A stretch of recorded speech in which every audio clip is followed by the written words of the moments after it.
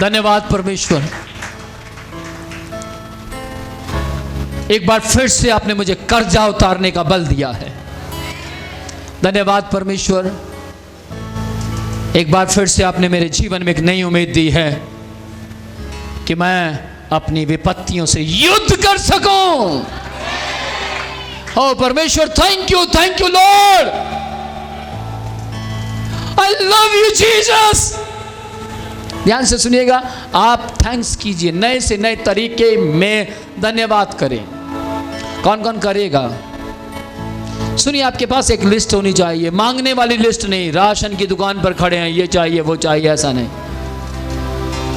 Thanks की list होनी चाहिए, थैंक्स गिविंग लिस्ट बनाइए, उसके ऊपर लिखिए थैंक्स गिविंग लिस्ट। सही कह रहा हूं मैं? सही कह रहा हूं? लिस्ट बनाएं और उसमें लिखिए जब से आप प्रभु में आए हैं, आपको 3 महीने प्रभु में हुए हैं, या फिर आपको 3 साल प्रभु में हो गए हैं, या फिर आपको 30 साल प्रभु में हो गए हैं, तो आप अपनी लिस्ट तैयार कीजिए। प्रभु आपने मुझे ये दिया, आपने मुझे वो दिया, आपने ये दिया, आपने वो दिया, आपने, मैं काला था आपने मुझे सुंदर कर दिया। आमीन। मेरा एक दोस्त है, बिल्कुल ब्लैक, बिल्कुल काला, और जब भी मैं उससे मिलता हूँ उसको बोलता हूँ हाय स्मार्ट बॉय, तो मुझे कहता है कि भाई विनोद, आप तब से बोलते आ रहे हैं मुझे हाय स्मार्ट बॉय, जब से आप भी प्रभु में आए और मैं भी प्रभु में आया। और ध्यान से सुनिएगा, सच बता रहा हूं, वो स्मार्ट नहीं था, लेकिन जब से वो प्रभु में आया उसका ब्लैक चेहरा भी इतना सुंदर हो गया कि हर व्यक्ति बोलता है यार जचता है तेरे ऊपर कपड़ा। और वो रोज सुबह उठकर परमेश्वर को बोलता, परमेश्वर धन्यवाद आपने मुझे ये रंग दिया है, धन्यवाद परमेश्वर मेरा ये रंग आपकी महिमा का कारण बना है। क्या आप ऐसा करते हैं? क्या आप उल्टा करते हैं? प्रभु देखना ये दाग सा हो गया, प्रभु देखना ये मसा सा हो गया, प्रभु देखना ये दांचीड़ा हो गया, प्रभु देखना मैं प्रभु ये बाल देखना कैसे से। क्या परमेश्वर यार, हो सकता है आप निराश हो सकता है आप परमेश्वर को बोलते हो कि क्या प्रभु यार आपने ये ठीक नहीं किया, वो ठीक नहीं किया, ऐसा नहीं किया, वैसा नहीं किया। लेकिन आज बंद करके बोले, परमेश्वर जो भी आपने किया थैंक यू, आप अच्छे हैं। और आप देखिएगा वो सब कुछ गलत अपने आप ठीक होना शुरू हो जाएगा। Praise the Lord, Hallelujah। यदि आप मेरी इस बात को समझ पा रहे हैं तो जोर से कहें, मेरा परमेश्वर मुझसे बात कर रहा है। आपको एक सच्ची घटना बताता हूं। एक दिन मैं बहुत गुस्से में था। हाँ गुस्से में, अरे आप उससे जवाब, अरे नहीं, अरे मैं भी आदमी हूं यार, मेरे पास भी 206 हड्डियां हैं। हाँ या ना? ध्यान से सुनिएगा, जितना ज़्यादा मैं आप में मिक्स हो जाऊंगा उतना ज़्यादा आप मेरी बात को समझ पाएंगे। जितना ज़्यादा मैं आपसे अलग रहूंगा आप मेरी बात को समझ नहीं पाएंगे। यीशु मसीह ने गुस्सा करके दिखाया यरूशलेम के मंदिर में। हाँ या ना? यीशु मसीह ने पतरस को डांट के दिखाया, जैसे और लोग डांटते थे वैसे यीशु ने भी डांटा, शैतान दूर हो जा। तो ध्यान से सुनिए, यीशु अपने चेलों के अंदर बिल्कुल मिक्स हो गया, तभी चेले यीशु को समझ पाए। मैं गुस्से में था और मैंने प्रभु से बोला, प्रभु क्या यार ये चीज ठीक नहीं है। किसी ने मुझसे कहा आप ऐसा क्यों बोल रहे हैं, आपको ऐसा बोलना नहीं चाहिए। और मैंने उनकी ओर देखा, अंदर ही अंदर कर रहा था, प्रभु सॉरी, अंदर ही अंदर, बाहर नहीं बोल रहा था, अंदर ही अंदर बोल रहा था, प्रभु सॉरी गलती हो गई, मुझे माफ़ करना, मैं ऐसा नहीं बोलना चाहिए मुझे। फिर थोड़ा सा कुछ नेगेटिव बोल गया और उसके बाद फिर अंदर पश्चाताप हो रहा है, अंदर पश्चाताप पश्चाताप पश्चाताप पश्चाताप पश्चाताप। तब मैंने परमेश्वर से कहा, प्रभु मैं एक प्रचारक हूं, मुझे ऐसा बोलना नहीं चाहिए। तब परमेश्वर ने मुझे बोला, डोंट वरी, तू प्रचारक के साथ साथ एक पिता भी है, प्रचारक के साथ साथ एक पति भी है, प्रचारक के साथ साथ एक बेटा भी है, प्रचारक के साथ साथ एक मनुष्य भी है। और परमेश्वर ने मुझे बोला, अगर तुम्हारी रोजाना की लाइफ में ऐसा ना हो तो तू कलीसिया को क्या सिखाएगा। किस किस को समझ आ रही है? मैं से कुछ साल पहले की बात है, मैं एक पेट्रोल पंप के ऊपर खड़ा था और एक व्यक्ति मेरे साथ बदतमीजी करने लगा और मुझे गुस्सा आ गया और मैं कुछ बोलने लगा तो सोचने लगा, नहीं यार मैं प्रचारक हूं।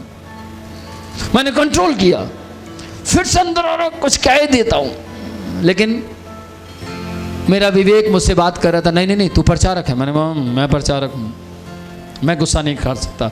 और मैं बड़ी कंट्रोल करके गाड़ी में बैठ गया क्योंकि मैं प्रचारक था। Praise the Lord. मेरी बात ध्यान से सुनिएगा, विश्वासी हैं, कंट्रोल कीजिए। आपकी रोजाना लाइफ में कुछ ना कुछ हो सकता है, कुछ ना कुछ समस्याएं आ सकती हैं, दिक्कतें आ सकती हैं, परेशानियां आ सकती हैं, लेकिन मैं आज आपको बोलना चाहता हूं, आपको अपने नेचर के अंदर यीशु की सहायता के साथ बदलाव लाना होगा। बिना यीशु के आप पवित्र नहीं हो सकते। कौन कौन मेरे साथ है? यह सत्य है या नहीं? यह सत्य है या नहीं? मैं आपसे सवाल पूछता हूं, क्या मूसा को गुस्सा नहीं आता था? क्या एलीशा को गुस्सा नहीं आता था? क्या दानियल को क्रोध नहीं आता था? एलीशा को तो इतना गुस्सा आया कि 350 बच्चे मार दिए। कितने बच्चे? पक्का एलीशा को घर में जाकर डांट पड़ी होगी, तेरा दिमाग ठीक है, फलाने का बच्चा मार दिया, उसका बच्चा मार, सबके बच्चे मर गए। विरोध हुआ होगा या नहीं? समस्या आई होगी या नहीं? क्या उनकी माएँ नहीं आई होंगी? एलीशा तू अभिषिक्त है, समझ गए, तेरे मुंह में सामर्थ है, समझ गए, पर अब हमारे बच्चे में लेते मारने के। गंजा ही तो कहा था तुझे, सिर्फ एक गंजा ही तो कहा था और तू गंजा था, गंजा कह दिया। तेरे को परेशानी किस बात की? किस किस को समझ आ रही है? लेकिन ध्यान से सुनिएगा, लेकिन वहां पर क्या दिखाया जा रहा है कि एलीशा भी एक मनुष्य था। किस किस को समझ आ रही है? एलीशा भी एक मनुष्य था। आज हम बहुत बार बहुत से मनुष्य के अंदर कमियां ढूंढते हैं, इसमें ये कमी, उसमें ये कमी, इसमें ये कमी, इसमें वो कमी। लेकिन मैं आज आपको बोलना चाहता हूं, क्यों कमियां ढूंढ रहे हैं? क्योंकि हम परमेश्वर से केवल मांग रहे हैं, और जब तक हम मांगते रहेंगे तब तक कमियां ढूंढते रहेंगे। लेकिन जब हम परमेश्वर को धन्यवाद देना शुरू कर देंगे, तब हम कमियां ढूंढना छोड़कर अपने आप को बदलना शुरू कर देंगे। किस किस को समझ आया? क्या आप सीख रहे हैं? पक्का? तो मैं इस बात को दोबारा बोलना चाहता हूं। किस किस को यह बात याद हो गई? याद हुई? तो बोलो, फिर बोलो जरा, क्या बोला मैंने?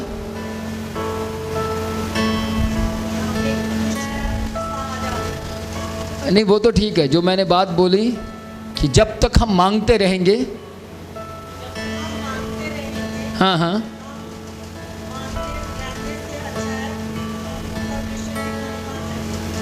नहीं नहीं नहीं, हाँ जी, नहीं नहीं नहीं, जब तक हम, वेरी गुड, जब तक हम मांगते रहेंगे तब तक कमियां ढूंढते रहेंगे। आगे, आमीन। जब प्रार्थना में धन्यवाद करेंगे तब कमियां ढूंढना बंद कर देंगे। तब आप कमियां ढूंढना बंद कर देंगे, क्योंकि आपने परमेश्वर को धन्यवाद देना शुरू कर दिया है। और जो धन्यवाद देता है उसमें बदलाव आ जाता है। Praise the Lord, praise the Lord.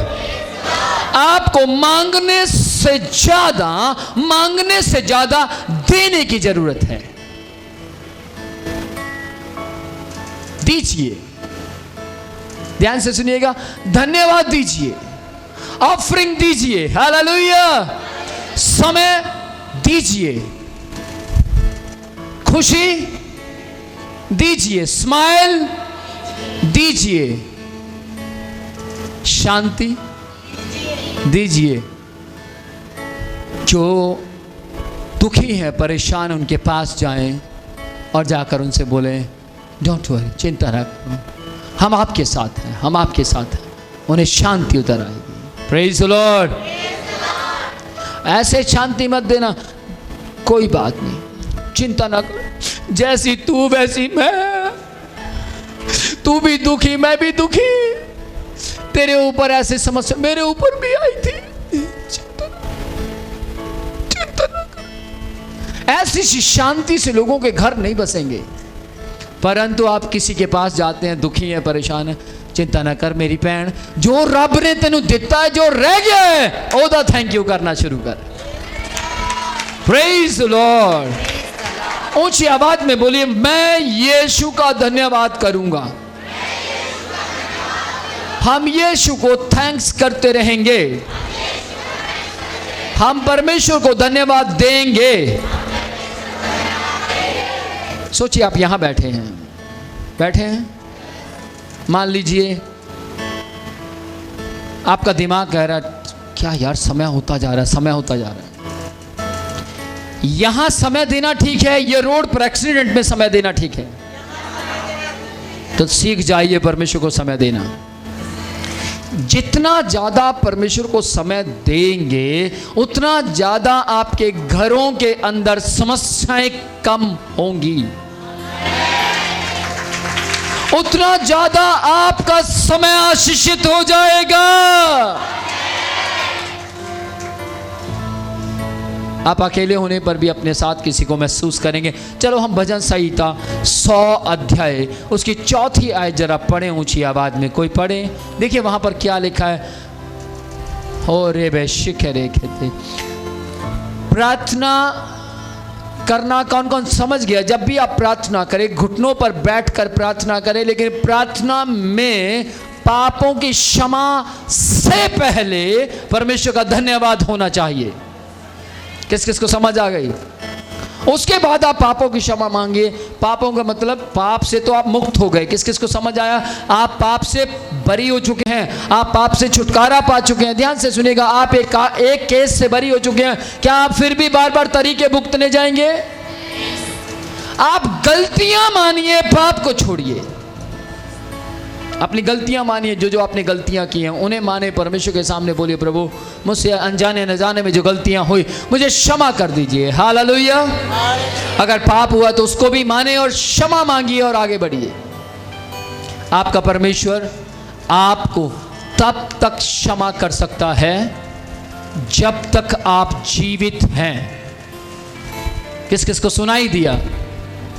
आपका परमेश्वर, बोलिए मेरा परमेश्वर हमें तब तक क्षमा कर सकता है जब तक हम जिंदा हैं।